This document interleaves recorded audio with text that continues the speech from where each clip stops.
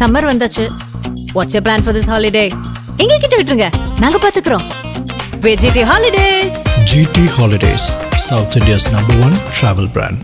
அடகில் இருக்கும் தங்க நகைகளை மீட்டு 10 நிமிடங்களில் பிரைம் கோல்ட் ஹப் மூலம் அதிக விலைக்கு விற்க 7997990028 தொடர்பு கொள்ளவும். ஜெய்ஷி முகமதுடைய ஹெட் குவார்ட்டர்ஸே வந்து நொறுக்கப்பட்டது. அதே மாதிரி அந்த மசூத் அசாருடைய குடும்பத்தார் 14 பேர் வந்து இறந்து போனாங்க. இது எல்லாமே இந்திய தாக்குதல் நடந்த ஒரு விஷயமா இருக்கும். ஸோ இப்போ இந்தியாவுக்கு எதிரான ஏதோ ஒரு விஷயத்த உடனடியாக நம்ம செய்யணும் அப்படிங்கிற அந்த ஒரு வெறியில வந்து அந்த ஜெய்ஷி முகமது அப்படிங்கிற அந்த பயங்கரவாத இயக்கம் வந்து மிக தீவிரமா வந்து நகர்த்திட்டு இருக்கிறாங்க. ஸோ இதனால என்ன விஷயம் பண்றாங்கன்னா, அவங்க 2 விஷயத்தை டார்கெட் பண்றாங்க.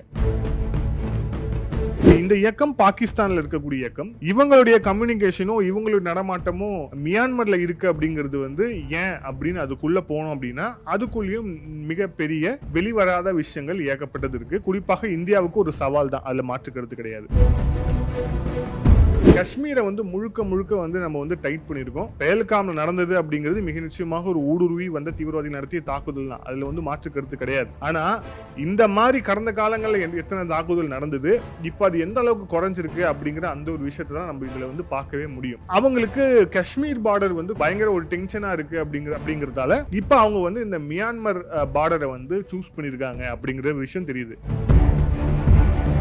மியான்மர், இந்தியா, ரஷ்யா அப்படின்னு சொல்லிட்டு ஒரு ஒருங்கிணைந்த ஒரு கூட்டமைப்போடைய ஒரு நகர்வு அப்படிங்கிறது ரொம்ப சைலண்டா வந்து நகர்ந்துட்டு இருக்கு. சைலண்டா நகர்ந்துட்டு இருக்கு அப்படிங்கறத தாண்டி ரொம்ப பவர்ஃபுல்லா நகர்வாகவும் அது இருக்கு. மிக குறிப்பா சொல்லணும்னா ஒரே ஒரு ப்ராஜெக்ட் சொல்லலாம். அப்போ மசூத் அசாத் அப்படிங்கிற அந்த நபர், அந்த பயங்கரவாதியை இன்னும் க்ளோஸா வந்து நெருங்கிறதுக்கான வாய்ப்புகள் எல்லா வகையிலுமே வந்து இந்தியாவை சேரும். அதே மாதிரி இந்த விஷயத்தை அவன் இன்னும் தீவிரமா கொண்டு போகும் பட்சத்துல மசூத் அசாத் விரைவில் பிரேக்கிங் நியூஸ்ல வருவார் அப்படின்னு நம்ம வந்து எதிர்பார்க்கலாம். ஆதரணியர்களுக்கு அன்பு வணக்கம். 2 பயங்கரவாத இயக்கங்கள், குறிப்பாக வந்து ஜெய்ஷி முகமது அப்புறம் வந்து லஷ்கர் இ தொய்பா, இந்த 2 பயங்கரவாத இயக்கங்களுடைய தலைவர்கள் இன்னும் இருக்கிறாங்க.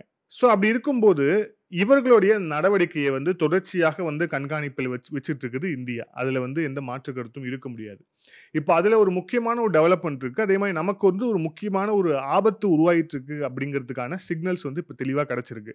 இது ஆபத்து அப்படிங்கிறத தாண்டி இதை வந்து ஒரு முக்கியமான ஒரு சவாலை நம்ம எடுத்துக்கலாம். ஏன்னா வந்து ஆபத்து அப்படிங்கிறது வந்து உள்நாட்டில் நடக்கக்கூடிய விஷயங்கள் தான் முக்கியமான ஆபத்து.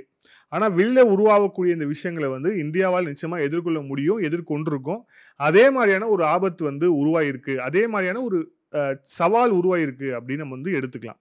இதில் என்ன அப்படின்னா, ஜெய்ஷி முகமது அப்படிங்கிறது பயங்கரவாத இயக்கம் மசூத் அசாத் தலைமையில் இயங்கக்கூடிய ஒரு பயங்கரவாத இயக்கம். இந்த இயக்கம் வந்து பார்லிமெண்ட் அட்டாக் தொடங்கி நிறைய பயங்கரவாத தாக்குதலை இந்தியாவில் வந்து செஞ்சுட்டு இருக்கக்கூடிய ஒரு அமைப்பா இருந்தது.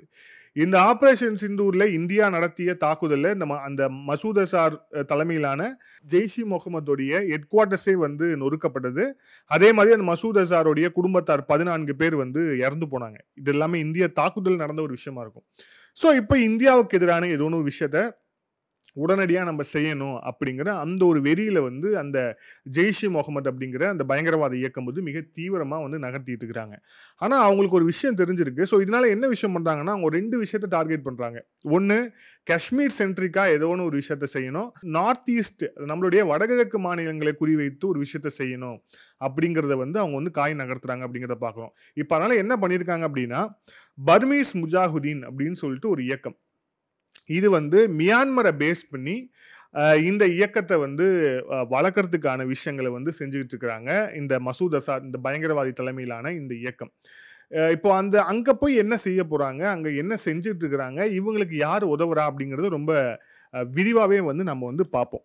இதுல என்ன அப்படின்னா, இப்போ இந்த மசூத் அசாத் தலைமையிலான இந்த ஜெய்ஷி முகமது அப்படிங்கிற பயங்கரவாத இயக்கம் வந்து என்னென்ன தாக்குதல் இந்தியாவில் பண்ணியிருக்காங்க அப்படின்னா, 2001 பார்லிமெண்ட் அட்டாக், அதுக்கப்புறம் 2016 பத்தான்கோட் அட்டாக், அதுக்கப்புறம் 2019 புல்வாமா அட்டாக்னு சொல்லிட்டு இந்த மோசமான படு பயங்கரமான இந்த விஷயங்கள் எல்லாமே செஞ்சு இந்த ஜெய்ஷி முகமது அப்படின்னு இந்த மசூத் அசாத் தலைமையிலான இந்த பயங்கரவாத இயக்கம் தான். இப்போ இவங்க வந்து மியான்மருக்கு வந்து அவங்களுடைய இந்த கம்யூனிகேஷன் வந்து ரொம்ப ஸ்ட்ராங்கா கிடைச்சிருக்கு அப்படிங்கிற தகவல் வருது. இந்த இயக்கம் பாகிஸ்தான்ல இருக்கக்கூடிய இயக்கம், இது இந்தியாவுக்கு எதிராக வந்து காரியங்களை செய்து வரக்கூடிய இயக்கம். இவங்களுடைய கம்யூனிகேஷனும் இவங்களுடைய நடமாட்டமும் மியான்மர்ல இருக்கு அப்படிங்கிறது வந்து ஏன் அப்படின்னு அதுக்குள்ள போனோம் அப்படின்னா அதுக்குள்ளேயும் மிகப்பெரிய வெளிவராத விஷயங்கள் இயக்கப்பட்டது இருக்கு. குறிப்பாக இந்தியாவுக்கு ஒரு சவால் தான், அதுல மாற்றுக்கிறது கிடையாது. இந்த இயக்கத்துக்கு ஒரே குறிக்கோள் தான், நார்த் ஈஸ்ட்ல மியான்மர்ல உட்கார்ந்துக்கிட்டு நம்மளுடைய வடகிழக்கு மாநிலங்கள்ல 2 முக்கியமான மாநிலங்கள், குறிப்பாக மணிப்பூர் அண்ட் நாகாலாந்து, இந்த ரெண்டுத்துலயும் ஒரு அன்ட்ரஸ்ட்டை வந்து கிரியேட் பண்ணணும். அதே மாதிரி இங்க வந்து பயங்கரவாத தாக்குதலை வந்து நடத்தணும் அப்படிங்கிறது தான் இவங்களுடைய திட்டம். மணிப்பூர்ல ஏற்கனவே அங்க இருக்கக்கூடிய உள்ளூர் பிரச்சனை எந்த அளவுக்கு வந்து போயிட்டு இருக்கு அப்படிங்கிறத பார்க்குறோம். இப்பதான் கொஞ்சம் நிலைமை எல்லாமே வந்து கிளவுட்ஸ் ஆர் கிளியருங்கிற மாதிரி நிலைமை கொஞ்சம் சீராய் கொண்டே வருது அப்படிங்கிறதையும் பார்க்குறோம். இந்த நிலைமையில இப்ப இந்த இயக்கத்துடைய செயல்பாடுகள் மியான்மர் ஏரியால ஜாஸ்தியா இருக்கு அப்படிங்கிற தகவல் வந்து கிடைச்சிருக்கு. இப்போ இவங்க எப்படி ஆப்ரேட் ஆகுறாங்க அப்படின்னா, இவங்களுக்கு பாகிஸ்தானுடைய நாசக்கார உளவு அமைப்பான ISI துணை இருக்கிறாங்க. அதாவது எந்த பயங்கரவாத இயக்கம் எடுத்தாலும் இந்தியாவுக்கு எதிராக அவங்க எந்த நாட்டில் உட்கார்ந்து வேலை செஞ்சாலும் அவங்களுக்கு வந்து ஃபர்ஸ்டா நான் உதவு வரேன் அப்படின்னு சொல்றது இந்த நாசக்கார உளவு அமைப்பான ISI தான். இவங்க என்ன பண்றாங்க, இந்த ISI ஏஜென்ட்ஸோட உதவியோட கம்போடியால இருந்து ஆயுதங்களை வந்து கடத்தி அதை வந்து இந்த பர்மீஸ் முஜாஹிதீனுக்கு வந்து தராங்க. அது மூலியமா அவங்க வந்து தாக்குதலை வந்து நடத்தலாம் அப்படிங்கிற அந்த திட்டம் வந்து நகருது அப்படிங்கிற விஷயத்த பார்க்குறோம். ஸோ இதுக்கான கிளியரான கம்யூனிகேஷன்ஸ் எல்லாமே எடுத்தாச்சு. ஸோ இப்போ இதில் இந்தியாவுக்கு இருக்கக்கூடிய சவால்கள் என்னென்ன அப்படின்னு பார்த்தோம் அப்படின்னா, மியான்மரோட கிட்டத்தட்ட நாம வந்து 1634 கிலோமீட்டர் பார்டரை வந்து நாம வந்து பகிர்ந்துருக்கோம் அப்படிங்கிறத பார்க்குறோம். ஸோ பார்டர் ஏரியாவே மிகப்பெரிய பார்டர் ஏரியா. இந்த பார்டர் ஏரியால இருந்து இப்போ வந்து இந்த மியான்மர்ல இருந்து வரக்கூடிய ரோஹிங்கியாக்களுடைய எண்ணிக்கை வந்து நாளுக்கு நாள் வந்து ஜாஸ்தி ஆயிட்டே இருக்கு அப்படிங்கிறத பார்க்குறோம். அஸ்ஸாம்ல ரோஹிங்கியாக்கள் எவ்வளோ இருக்கிறாங்க, சென்னையில் எவ்வளோ இருக்கிறாங்க, சென்னையிலையும் இருக்கிறாங்க. ஸோ எல்லாமே வந்து நம்ம பார்த்துட்டு இருக்கோம். அது வந்து அலார்மிங் ஸ்டேஜில் போயிட்டு இருக்கு. ஆனால் ஆப்ரேஷன் சிந்தூருக்கு அப்புறம் நம்மளுடைய அரசாங்கம் கொஞ்சம் முன்னாடி இருந்ததை விட இன்னும் கொஞ்சம் விஜிலண்டாக இந்த ஊடுருவல்காரர்களை வந்து அவங்கள வந்து கண்டுபிடிச்சு அவங்கள வந்து வெளியேற்றதுக்கான முயற்சி ஒரு பக்கம் பண்ணிட்டு இருக்காங்க அப்படிங்கிற அந்த ஒரு விஷயத்தையும் பார்க்குறோம். பர்மீஸ் முஜாஹிதீன் என்ன பண்றாங்க அப்படின்னா, ரோஹிங்கியா அகதிகள் இருக்கக்கூடிய இளைஞர்களை, அதுல இருக்க முக்கியமான வீரியமா இருக்கக்கூடிய இளைஞர்களை வந்து தேர்ந்தெடுத்து அவங்களுக்கு வந்து மூளை செலவை செஞ்சு ஸோ அகதிகளா வந்து அப்படியே இந்தியாவுக்கு ஊடுருவ வச்சு இந்தியாவில் ஒரு தாக்குதல் நடத்தலாம் அப்படிங்கிற திட்டத்தோட இந்த இயக்கம் நகர்ந்துகிட்டு இருக்கு அப்படிங்கிற தகவல் வந்து ரொம்ப வெளிப்படையா வந்து வருது. இது எதை ஒட்டி வருது அப்படிங்கிற அந்த விஷயத்தையும் வந்து பார்க்குறோம். ஏன்னா காஷ்மீர்ல வந்து இந்த எல்லை தாண்டிய பயங்கரவாதம் அப்படிங்கிறது ஆல்மோஸ்ட் நம்ம வந்து கண்டெயின் பண்ணியிருக்கோம். அந்த யூனியன் டெரிட்டரியா அதை அறிவிச்சு அதே மாதிரி அந்த ரோந்து பணியை அதிகப்படுத்தி ஊடுருவி உள்ள வந்தாங்கன்னா அந்த பயங்கரவாதியோடைய அந்த ஆயுட்காலம் அப்படிங்கிறது எந்த அளவுக்கு வந்து கம்மியாக இருக்கு அப்படிங்கிற எல்லா விஷயத்தையும் பார்க்கணும். ஸோ காஷ்மீரை வந்து முழுக்க வந்து நம்ம வந்து டைட் பண்ணியிருக்கோம். நீங்கள் உடனே ஒரு சில விமர்சகர்கள்லாம் அப்படி பொங்கி எதிர்த்து குதிச்சு வரலாம், என்ன பெஹல்காமில் நடந்திருக்கு, என்ன இப்படி சொல்றீங்கன்னு. பெஹல்காமில் நடந்தது அப்படிங்கிறது மிக நிச்சயமாக ஒரு ஊடுருவி வந்த தீவிரவாதிகள் நடத்திய தாக்குதல் தான், அதில் வந்து மாற்று கருத்து கிடையாது. ஆனால் இந்த மாதிரி கடந்த காலங்களில் எத்தனை தாக்குதல் நடந்தது, இப்போ அது எந்த அளவுக்கு குறைஞ்சிருக்கு அப்படிங்கிற அந்த ஒரு விஷயத்தை தான் நம்ம இதில் வந்து பார்க்கவே முடியும். ஸோ அந்த வகையில் பார்த்தோம் அப்படின்னா அவங்களுக்கு காஷ்மீர் பார்டர் வந்து பயங்கர ஒரு டென்ஷனாக இருக்குது அப்படிங்கிறதால இப்போ அவங்க வந்து இந்த மியான்மர் பார்டரை வந்து சூஸ் பண்ணியிருக்காங்க அப்படிங்கிற விஷயம் தெரியுது. அதே மாதிரி இந்த பாகிஸ்தான் ஆக்குபைட் காஷ்மீரில் தான் இப்போ லான்ச் பேட்ஸ் எல்லாம் அங்கேருந்து தான் வந்து தீவிரவாதிகளை வந்து அப்படியே அங்கேருந்தெல்லாம் லான்ச் பண்ணுறது, இந்த ஆடியோ லான்ச் பண்ணுற மாதிரி தீவிரவாதிகள் லான்ச் பண்ணுற நாடாக இந்த இஸ்லாமாபாத் அரசாங்கம் இருக்குது. ஸோ அங்கேருந்து தான் அவங்க வந்து லான்ச் பண்ணுறாங்க. இந்த லான்ச் பண்ணால் கூட நம்ம இந்த குறிப்பிட்ட தாக்குதல் நம்ம என்ன பண்ணுறோம் அப்படின்னா, பாகிஸ்தான் ஆக்குபைட் காஷ்மீருக்குள்ளே இருக்கக்கூடிய டெரரிஸ்ட் லான்ச் பேட்ஸையே நேரடியாக குறி வச்சு தாக்கி அழிச்சிருக்கோம். அந்த மாதிரி சம்பவங்கள் நடந்திருக்கு. ஸோ ஆனால் அதனால வந்து அவங்களுக்கு வந்து பாகிஸ்தான் ஆக்குபைட் காஷ்மீர்லேருந்து ஊடுருவது அப்படிங்கிறது ரொம்ப சுலபமாக இப்போதைக்கு இல்லை. அதனால வந்து அவங்க வந்து இன்னொரு ஃப்ரண்ட்டை வந்து உருவாக்க வந்து ட்ரை பண்ணுறாங்க. அந்த ஃப்ரண்ட் தான் இந்த இப்போ மியான்மரில் உருவாகிருக்கக்கூடிய அந்த ஃப்ரண்ட் அப்படிங்கிற அந்த விஷயத்த வந்து நம்ம ரொம்ப தெளிவாகவே வந்து பார்க்குறோம். இதை எது ஒட்டி நடந்திருக்கு அப்படின்னா, மியான்மர், இந்தியா, ரஷ்யா அப்படின்னு சொல்லிட்டு ஒரு ஒருங்கிணைந்த ஒரு கூட்டமைப்போடைய ஒரு நகர்வு அப்படிங்கிறது ரொம்ப சைலண்டாக வந்து நகர்ந்துட்டு இருக்கு அப்படிங்கிறத தாண்டி ரொம்ப பவர்ஃபுல்லான நகர்வாகவும் அது இருக்கு. மிக குறிப்பாக சொல்லணும்னா ஒரே ஒரு ப்ராஜெக்ட் சொல்லலாம். அந்த ப்ராஜெக்ட் அப்படிங்கிறது 2 அரசாங்கமும் வந்து மியான்மர் அரசாங்கம், இந்திய அரசாங்கம் ரெண்டுமே சேர்ந்து முன்னெடுத்த ஒரு ப்ராஜெக்ட் தான் அது. இந்தியா, மியான்மர், தாய்லாந்து இந்த காலாதான் ப்ராஜெக்ட் அப்படின்ற பேர்ல வந்து அது ரொம்ப முக்கியமான ஒரு ப்ராஜெக்டா வந்து அதை நம்ம பார்க்குறோம். ஸோ இரு நாடுகளுக்கும் இடையிலான ஒரு ப்ராஜெக்ட். ஸோ இந்த மாதிரியான ப்ராஜெக்ட்ஸ் வந்து பண்ணி அதுக்கப்புறம் வந்து அவர்களுக்கு வந்து உதவி இப்போ கூட வந்து ரொம்ப ரீசெண்டாக வந்து அங்கே நிலநடுக்கம் வந்தது. நிலநடுக்கம் வந்த போது அவங்களுக்கு உதவியாக சைனா கூட வரல. ஃபர்ஸ்ட் அவங்களுக்கு உதவியாக போன நாடு இந்தியா. மருத்துவர்கள்லேருந்து மருந்துகள்லேருந்து எல்லாமே நாம தான் வந்து கொடுத்துருக்கோம் அப்படிங்கிறத பார்க்குறோம். என்னதான் நம்ம இந்த டிப்ளமேட்டிக் சேனலில் 2 நாடுகளும் இடையிலான உறவு நல்லபடியாக இருந்தாலும் கூட இந்த பயங்கரவாதிகள் ஒரு பக்கம் இந்த மாதிரியான திட்டங்களில் இந்த மாதிரி சதிகளில் வந்து ஈடுபடுறாங்க அப்படிங்கிறத பார்க்குறோம். குறிப்பாக இந்த மசூத் அசாத் வந்து அடிப்பட்ட பாம்பு மாதிரியான ஒரு இடத்துல தான் இப்போதைக்கு இருக்கிறான். ஏன்னா ஆப்ரேஷன் சிந்தூரில் அவனுடைய தனிப்பட்ட இழப்பு அப்படிங்கிறது அவங்களுடைய குடும்பத்தை சேர்ந்த 14 பேரை வந்து இந்தியா வந்து எலிமினேட் பண்ணியிருக்கு. ஸோ அந்த ஒரு கோபம் அப்படிங்கிறது நிச்சயமாக இருக்க தான் செய்யும். தீவிரவாதிக்கு என்ன கோபம் வேண்டி கிடக்கு?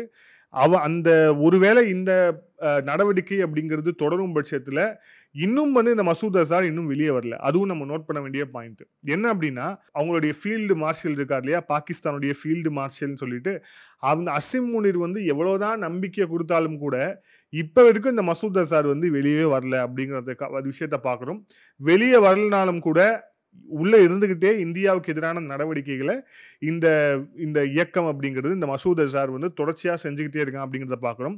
ஆனால் ஒரு விஷயம், ஏற்கனவே பாகிஸ்தானில் இந்த மர்ம நபர்களுடைய அந்த களையெடுப்பு அப்படிங்கிறது ரொம்ப தீவிரமாக போயிட்டு இருக்கு. இது வந்து யாருக்கு தெரியுமோ இல்லையோ அங்கே இருக்க இஸ்லாமாபாத் அரசாங்கத்திற்கும் அதே மாதிரி மதராசா பக்கத்தில் குடிகட்டி வாழ்ந்துட்டு இருக்கக்கூடிய ஐஎஸ்ஐ பாதுகாப்பில் வாழ்ந்துட்டு இருக்கக்கூடிய இந்த பயங்கரவாத தலைவர்களுக்கும் மிக நிச்சயமாக தெரியும்.